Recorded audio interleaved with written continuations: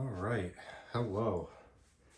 It has been probably almost 2 weeks since I uploaded that last video about the T1B. There was supposed to be a video earlier than that, but then I had the flu and I'm still on it, so if my voice sounds kind of shitty, that's why. I'm on about day 6 of the flu at this point.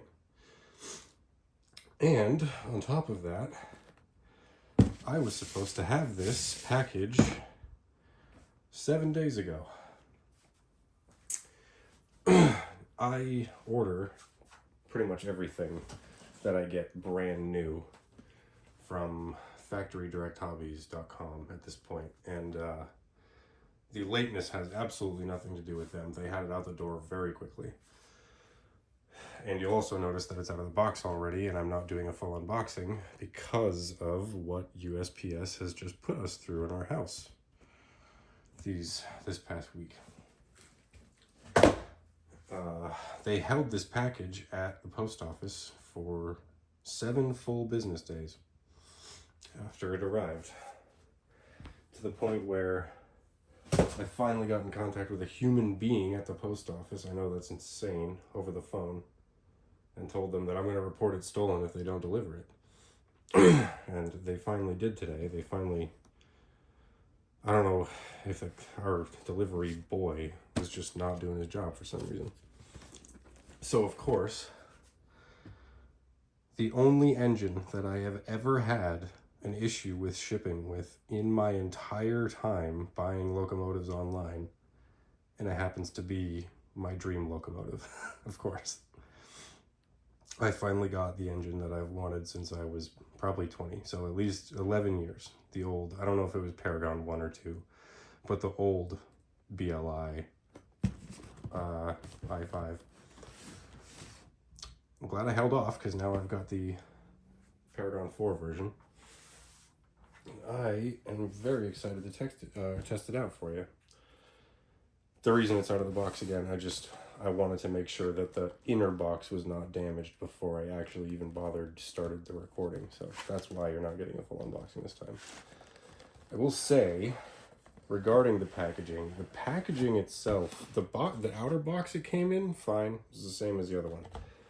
This inner box, compared to the T1B's box, which is also a Paragon 4 locomotive, this box is nowhere near as good. The other one was packed with all kinds of foam on the inside of the inner box. This one's just a sleeve, and it's just right there. That said, I did get a peek at this earlier. I haven't pulled it out of its clamshell, obviously, but this thing looks pretty damn nice. Really hoping it lives up. This was even more expensive than the T1B. I believe that invoice doesn't actually have the price on it. I'm gonna say I paid like $680 or something for this. That was on sale, on a President's Day sale.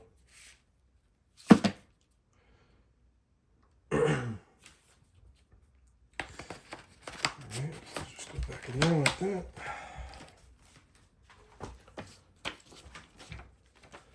So hold on, let me skim through this real quick. I just want everybody to see something here, because I'm starting to get a little confused about something with these Paragon 4 locomotives. And that something is that, oh, there's a hole in the bottom of the box right there, idiot. You didn't have to rip it out of there. These locomotives don't come with diagrams, huh? That's really shocking. I honestly thought that my T1B was just a fluke, like they forgot to pack it, but there's no exploded diagrams for these engines. Anywhere. I mean, I shouldn't say anywhere, I'm sure they're online, but they really don't pack a parts diagram in with these engines. That's kind of shocking, honestly. Let's get this out of its sleeve. I think that's its front coupling right there that you can fit if you want to. It's probably the only engine I'll ever own that I won't want to.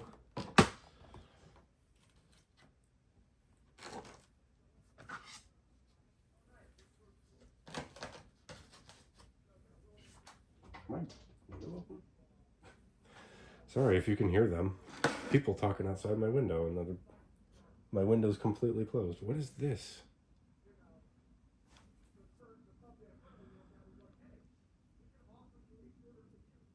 Oh. Number board? 1404. It says 1404 on it. This is now 2 of these Paragon 4 packages in a row that have had a part drop off of them the second I pulled the sleeve off. Excuse me. It's even lit too. Like, I don't know if those lights are real, but it doesn't look like it. This doesn't look like there's electrical contacts on this, but a little ridiculous. 2 in a row.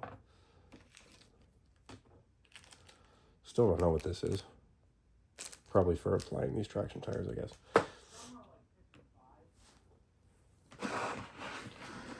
All right, where's your opening?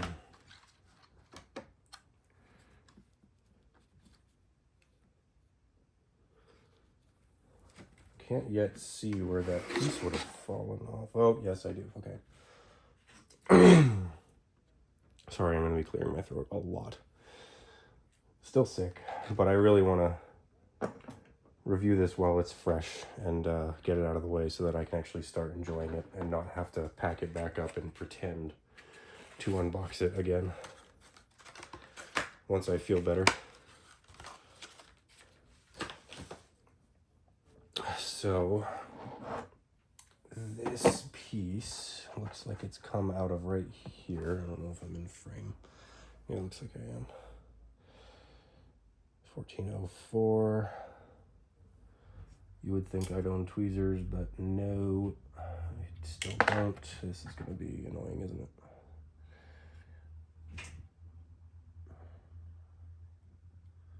Two very, very small pins right there.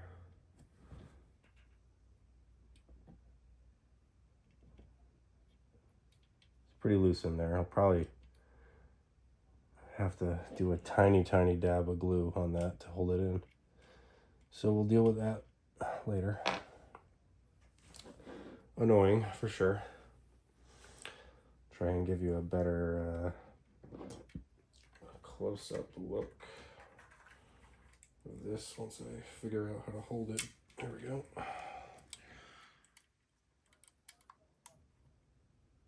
Extremely beautiful. Man, those white wall tires are insane. White wall wheels, not tires, sorry. Extremely beautiful engine. The tender is very light, and the engine is very not. This whole running plate is definitely metal, which I appreciate because it's the only good place to grab the thing. And it does not feel fragile, that area at all. That area feels really nice to grab. Got your coupling on the back, no coupling on the front, yes. Yeah, and it looks like, oh yeah, it's actually loose. Like in a good way. That looks like it comes right off if you want it to, and you can put that coupling right in. All right, sweet. The tender foot plate is very folded up at the moment, which is fine. Just need to push it down. There we go. Cold load looks great. Does this move like the other engine did? It does not. Interesting. I almost kind of expected that to be a thing going forward. Well, I guess this is going backward because this was made first. But that T1B got my hopes up that all of the, I don't even really know, cab, sunroof. It's not a sunroof, but I thought they'd probably all move at this point, but I guess this one does not. It's funny, in person, the rims of the wheels are certainly not white. They are silver. In every image of this thing online, I always thought it was white. The lining is even a little more silvery than I thought it would be, which is fine. It still looks amazing. I just never would have guessed. It looks so white online. Now, the other thing, let me see if I can get you out of here without making too much of a ruckus. All right. The other thing I got in that time is a power cab. Don't worry, it hasn't been sitting on like that for long. It's just been like a minute or two. I also improved the floor layout for now. Nothing crazy, just enough to actually pin the track in place and keep it clean. So that's gonna help a lot. And that T1B has been running amazing, which I can show later in this video, actually. I know it was stuttering the last you saw of it, but it's been much better now that I've done this. So we're gonna be able to test this on DCC in this video. And we will do that when I come back in just a couple minutes. I'm gonna bring it down to the layout. All right. We are back and we are gonna do the startup sequence on this. I did drop a tiny bit of glue between those two. I'm hoping those lights are not real and I didn't ruin them by doing that, but hey, we're gonna find out. There's no parts diagram with these logos, so who knows such things?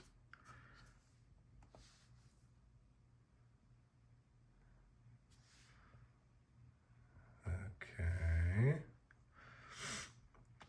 Select logo 3.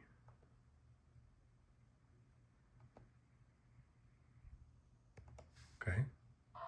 Oh, all right, there we go. Oh, we're just going, all right.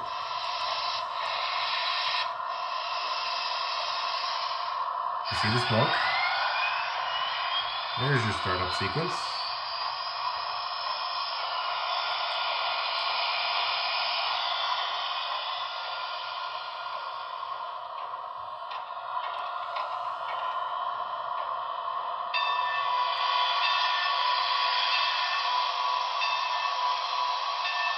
It's a nice puddle of smoke in the top of it. That's pretty nice.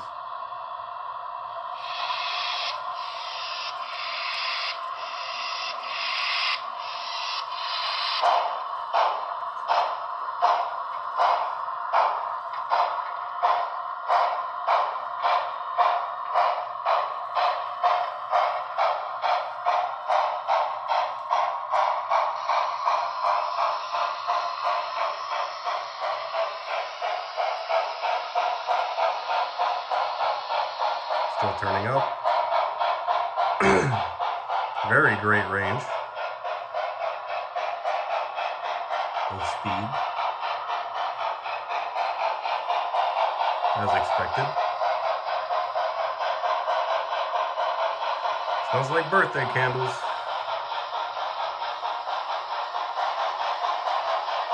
Turn it up a little more.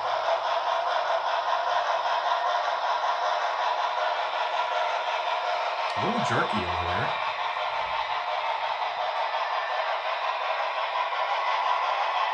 I'm sure that'll go away with running it, of course. My headlight's not on.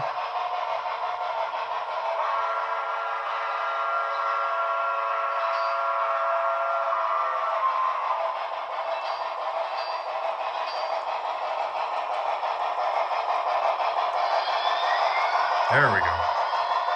Should be on the next time around now.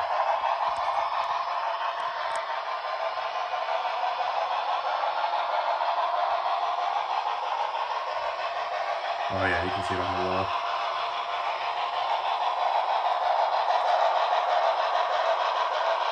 Let's get her up a little bit faster. See her at some actual passenger speed.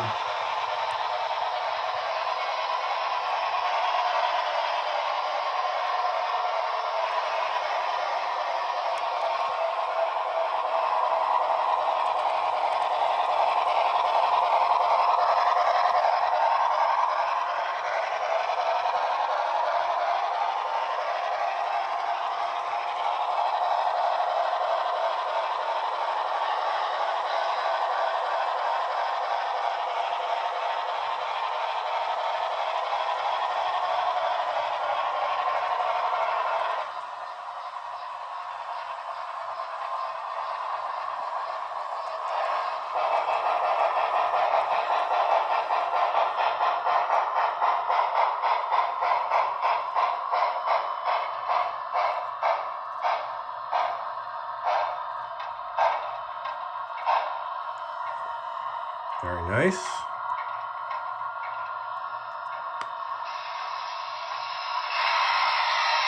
There's your rear headlight.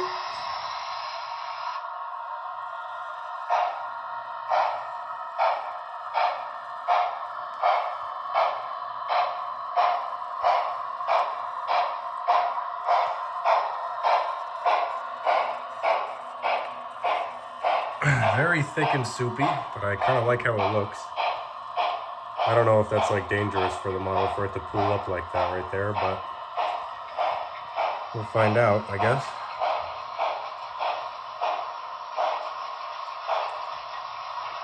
Allegedly, I can turn the smoke off.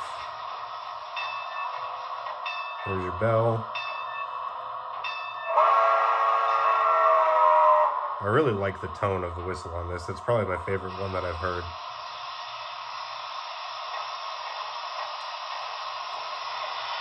Oh, I'm in the wrong direction now. Got all the typical sound functions.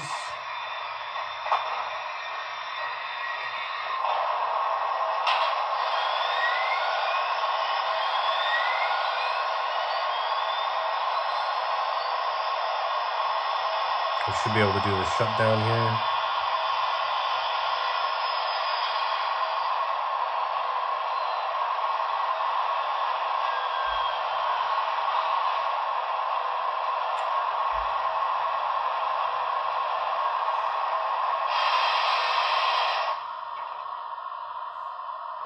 I won't go into any of the crazier, higher functions right now.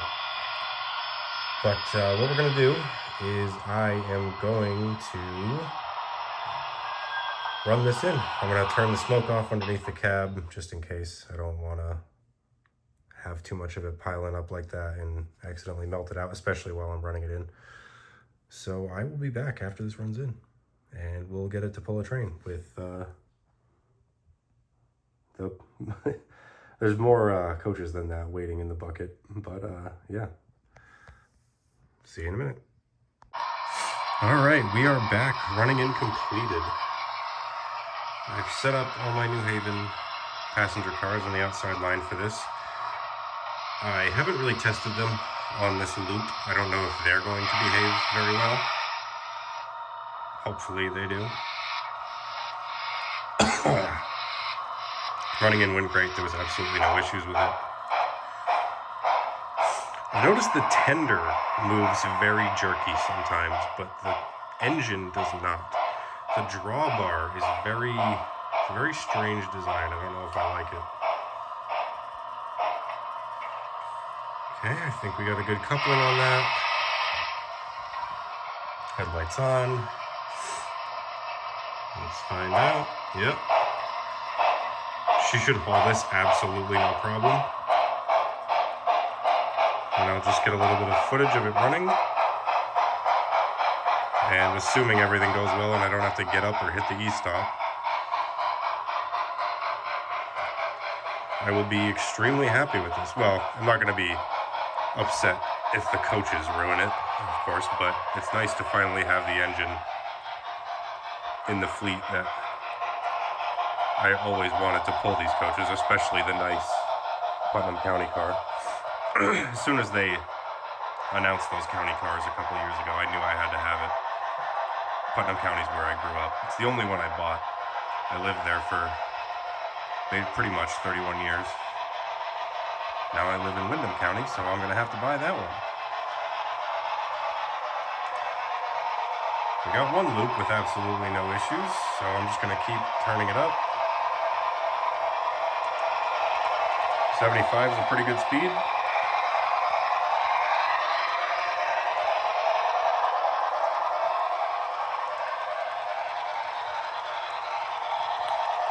And on the inside line, just for fun, hopefully she starts up correctly, it doesn't stall out, and hopefully the coaches don't hit each other. I've got this Funny little engine that I would love to do a review of at some point. She's got quite the waddle, as you can see. Not the best runner, but this thing was somebody's baby. And I am very glad that I own it. The price I got it for was pretty much unbeatable compared to what I thought I was going to have to spend someday. What I believe it is an old Bachmann Pensy Spectrum K4, or whatever they're called, their Pacifics are called, that came in the fancy black and orange box. It doesn't have tender pickups, but somebody has heavily modded this thing visually to be a New Haven I-5 Pacific. And I found it at a hobby shop, and the cashier had no idea what it was or where it came from, and I got it for $100. And considering the Broadway Limited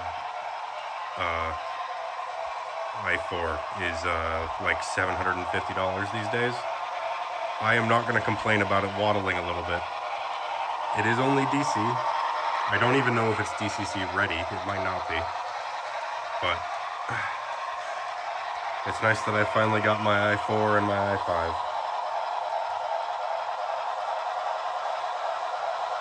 Would love to do a full review of it at some point. Not that you can buy one, of course, because, like I said, this was somebody's pet project. No idea why they got rid of it. They must have been a situation of somebody dying and their entire collection being sold.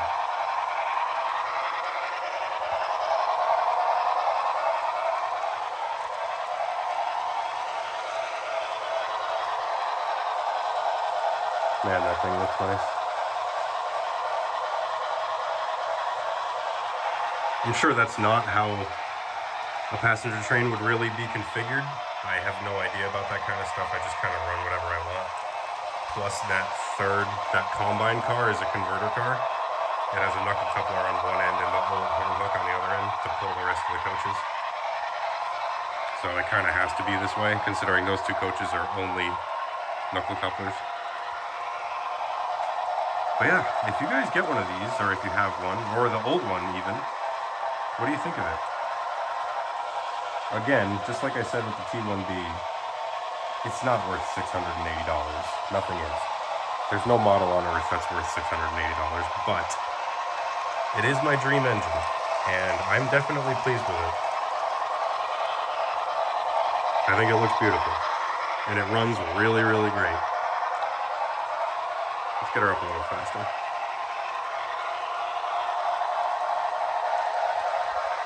That's 85 on the controller. It'll look even better when it's on a real layout, which will hopefully be soon.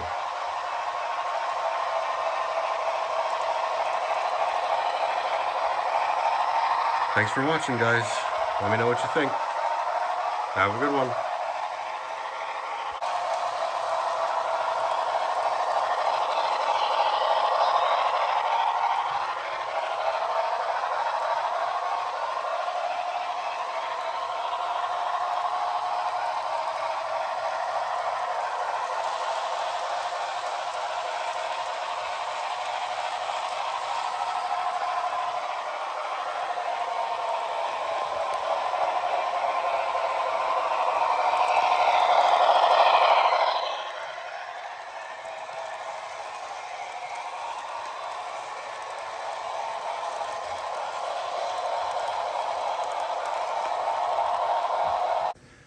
All right, I'm just gonna add this at the end for a little bit. We're gonna run the T1B. Nothing fancy, I'm just running it on DC for now, just to show you guys that it was the track. There's absolutely nothing wrong with the loco. I'll get him started too, since we're here.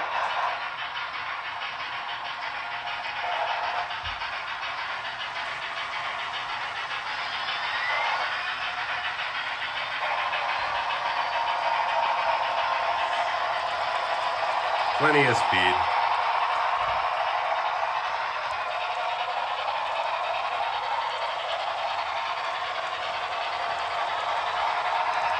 for a nice, long, slow freight. It could do tons more than this, even on these tight curves. Absolutely lovely. Very happy with both of these engines. I don't even know how much you can hear me right now because of the dual sounds going on, but yeah, very, very happy.